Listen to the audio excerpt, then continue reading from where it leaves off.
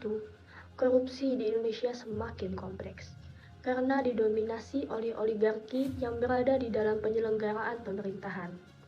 Oligarki bisa membuat hukum menjadi lebih tunduk terhadap mereka. Kebijakan publik juga bisa disetir oleh mereka. Dengan menyetir hukum maupun kebijakan publik, maka dapat menjadikan oligarki tersebut lebih leluasa untuk bergerak. Maka dari itu, saya Adelia Rahmananda dengan NIM 203020702087 dari kelas A mengangkat tema lemahnya KPK menjadikan oligarki semakin berkuasa.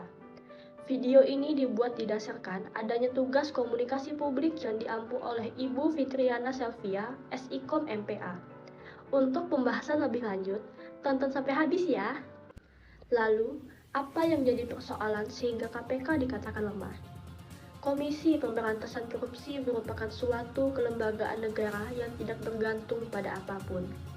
Tugasnya ialah mengurusi pemberantasan korupsi. Adanya revisi Undang-Undang KPK yang telah disahkan pada hasil sidang paripurna DPR RI tanggal 17 September 2019 mengakibatkan banyaknya terjadi perdebatan di kalangan masyarakat, sehingga terjadi pro dan kontra terhadap kebijakan pemerintahan tersebut.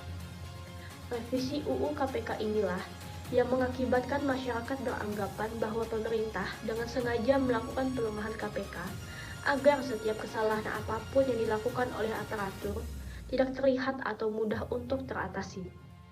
Ngomong-ngomong soal oligarki nih, tahu nggak sih, ternyata banyak juga loh teori yang mengidentifikasi tentang oligarki ini.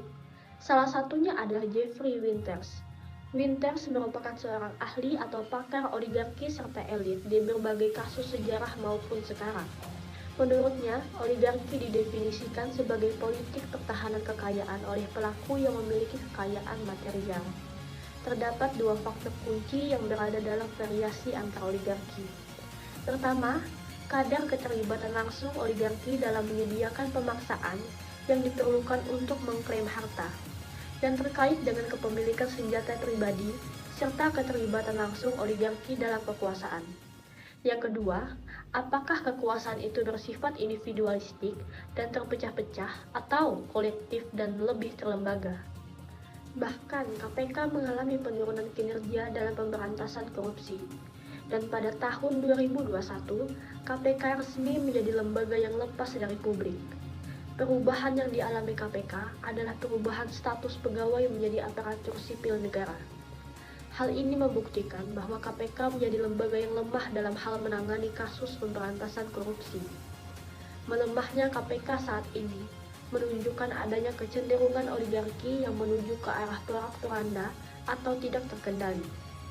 Hal ini terlihat bahwa reformasi di negara dijadikan sebagai bahan para politikus untuk memperluas kekuasaan demi kepentingan elit penguasa.